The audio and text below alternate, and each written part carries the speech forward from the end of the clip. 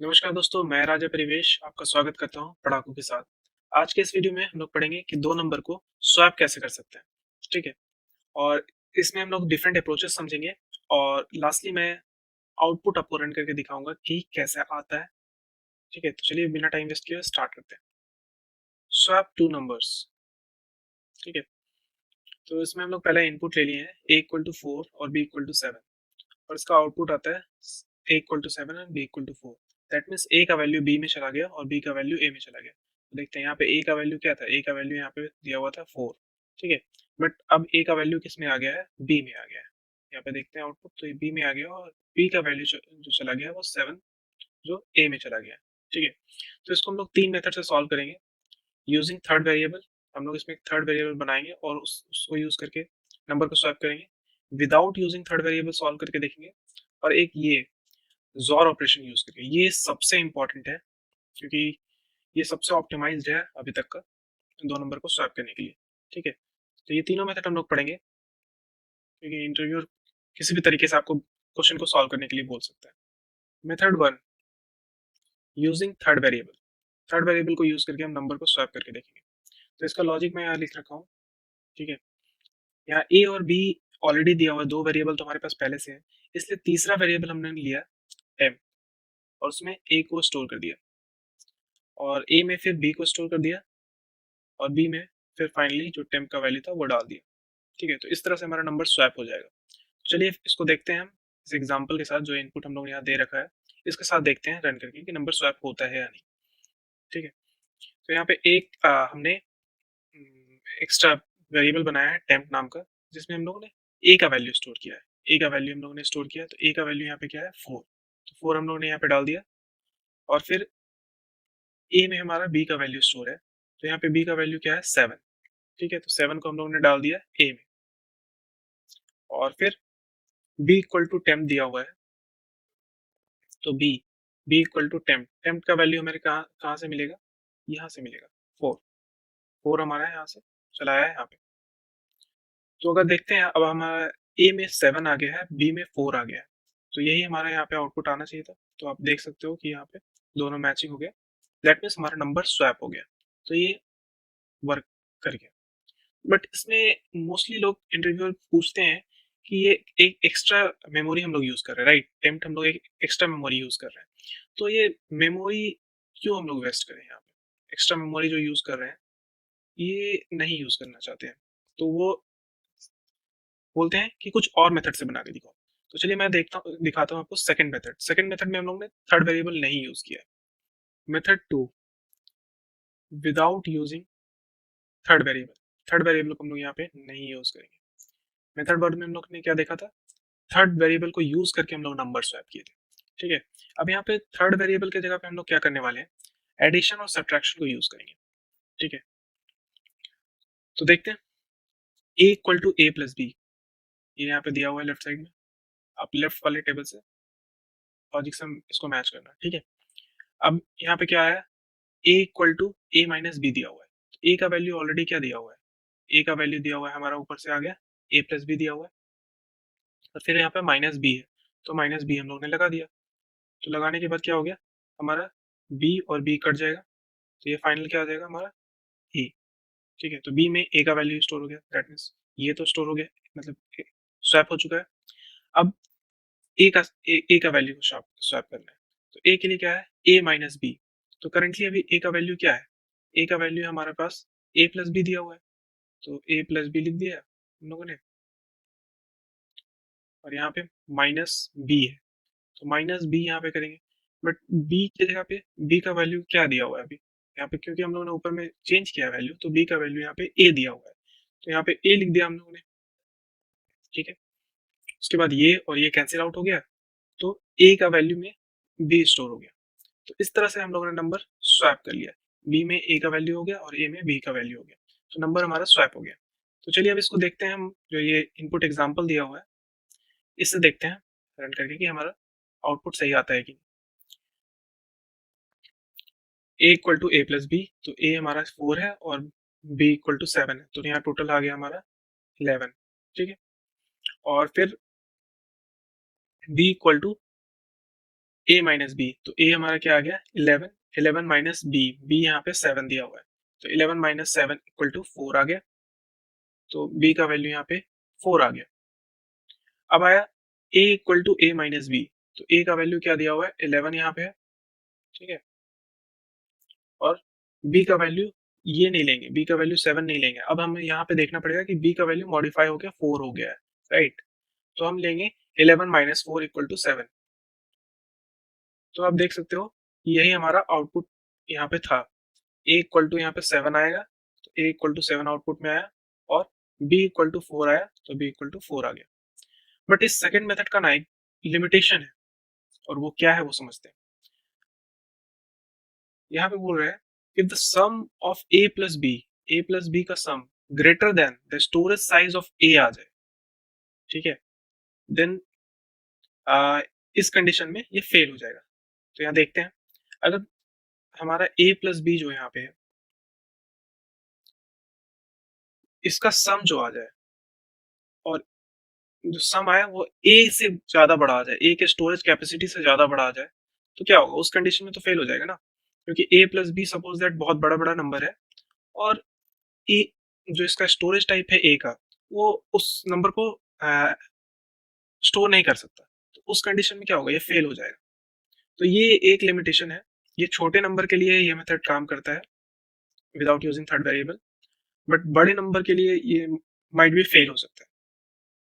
तो इससे हम लोग ये नहीं समझ सकते कि मतलब हर केस के लिए फेल होगा, हाँ लार्ज नंबर के लिए फेल हो सकता है। तो चलते हैं अपने थर्ड मेथड पे, मेथड 3, यूजिंग जोर ऑपरेशन। तो इस जोर ऑपरेशन से नंबर स्वैप करने से पहले हम लोग देखेंगे कि जोर टेबल होता क्या है, और इसके प्रॉपर्टी क्या क्या होते हैं वो हम लोग पहले सीखेंगे। तो यहाँ ए एक इनपुट है, बी एक इनपुट है, और ए जोर, ये जोर का सिंबल है, और बी है, ठीक है। तो ये हमारा ए और बी आउटपुट हो गया, और यहाँ पे ए और बी इनपुट हो गया। तो 0 और 0 इनपुट आया तो इसका आउटपुट 0 होता है, 0 1 इनपुट आया तो इसका आउटपुट 1 होता है, 1 0 आया तो इसका आउटपुट 1 होता है, 1 1 आया तो इसका आउटपुट 0 होता है। तो इसको याद करने का एक सिंपल तरीका है कि जब भी इनपुट सिमिलर हो तो उसका आउटपुट 0 होता है। जैसे 0 0 दोनों सिमिलर है, सेम है, तो उसका आउटपुट 0 आया।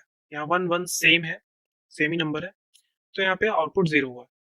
अब डिसिमिलर आइटम जैसे 0 और 1 है, ठीक है, तो यहाँ पे इसका आउटपुट 1 हो गया, 1 और 0 है तो इसका आउटपुट 1 हो गया।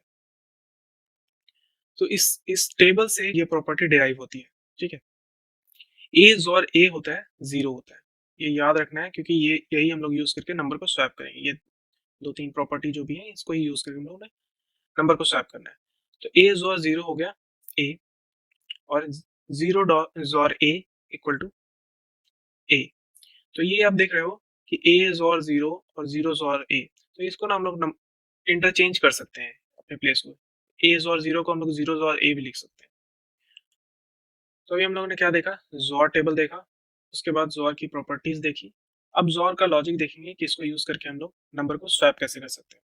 तो ए इक्वल टू ए और बी, बी इक्वल टू ए और बी, और ए इक्वल टू ए और बी। ये सबसे इजी है, क्योंकि हमारा राइट साइड हमेशा कांस्टेंट रहता है, ए और बी रहता है, ए और बी, ए और बी। लेफ्ट साइड थोड़ी चेंज होती है, तो इसको समझना काफी इजी है। अब इसको समझते हैं लॉजिकली कि कैसे ये नंबर को स्वैप कर रहा है। तो ए इक्वल टू ए और बी बिल्कुल सही है, ये हम लोग ने लिख दिया। अब ए का वैल्यू क्या हो गया, ए और बी हो गया। तो यहाँ पे देखते हैं बी इक्वल टू ए और बी, तो ए का वैल्यू क्या दिया हुआ है, ए का वैल्यू यहाँ पे हम लोग निकाला ए और बी, तो ए का वैल्यू हम लोग लिख दिया ए और बी, और उसके बाद क्या लगा हुआ है, जोर बी लगा हुआ है, तो जोर बी हम लोग ने लगा दिया यहाँ पे। अब हम लोगों ने यहाँ पे एक प्रॉपर्टी पढ़ा था कि जब भी सिमिलर आइटम का जोर लेते हैं तो 0 हो जाता है, तो बी जोर बी क्या हो गया, 0, तो ये हो गया। अब ए जोर 0, ए जोर 0 क्या होता है, ए होता है, तो यहाँ पे हम लोग ये आ गया। तो बी में हम लोग ने ए का वैल्यू स्टोर कर दिया, राइट। अब हम नेक्स्ट क्या है, ए इक्वल टू ए और बी है, ए का वैल्यू हम लोग ने यहाँ पे निकाल रखा है ए और बी, तो ए और बी यहाँ पे आ गया। उसके बाद है जोर बी, बी बी का वैल्यू अभी हम लोग डायरेक्टली बी नहीं लिख सकते, क्योंकि बी में हम लोग ने ए का वैल्यू स्टोर कर रखा है, तो यहाँ पे ए आ जाएगा बी की जगह पे, क्योंकि बी की जगह पे हम लोगों ने ए स्टोर कर रखा है। ठीक है, अब क्या हो गया, हमने ये भी बोला था कि इस चीज को हम लोग आगे पीछे कर सकते हैं। तो अगर ये जो राइट मोस्ट ए है उसको लेफ्ट में ले आया तो क्या हो जाएगा, ए जॉर बी। तो ए क्या हो गया, ए जॉर ए क्या हो जाएगा, ए जॉर ए जीरो हो जाएगा। तो जीरो जॉर बी, तो जीरो जॉर बी क्या हो गया, zero XOR B equal to B. तो यहाँ से वही बी आ जाएगा। किसी के साथ भी जीरो के साथ जोर लेते हैं तो वो वही अंक हो जाता है। ठीक है, अब देखते हैं इसको हम, जो इनपुट है हमारा, ये इनपुट पे टेस्ट करके देखते हैं कि हमारा आउटपुट क्या आ रहा है। ए इक्वल टू आ गया 4 जोर 7, क्योंकि ए का वैल्यू 4 है, बी का वैल्यू 7 है।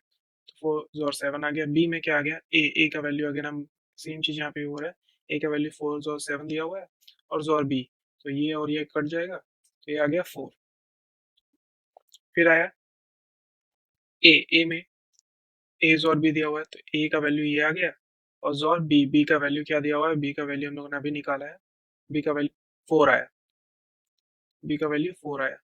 ठीक है, यहाँ पे कंफ्यूज नहीं होना है, बी का वैल्यू यहाँ पे 7 नहीं लेना, क्योंकि ऑलरेडी हम लोगों ने बी का वैल्यू यहाँ पे मॉडिफाई करके 4 निकाल रखा है।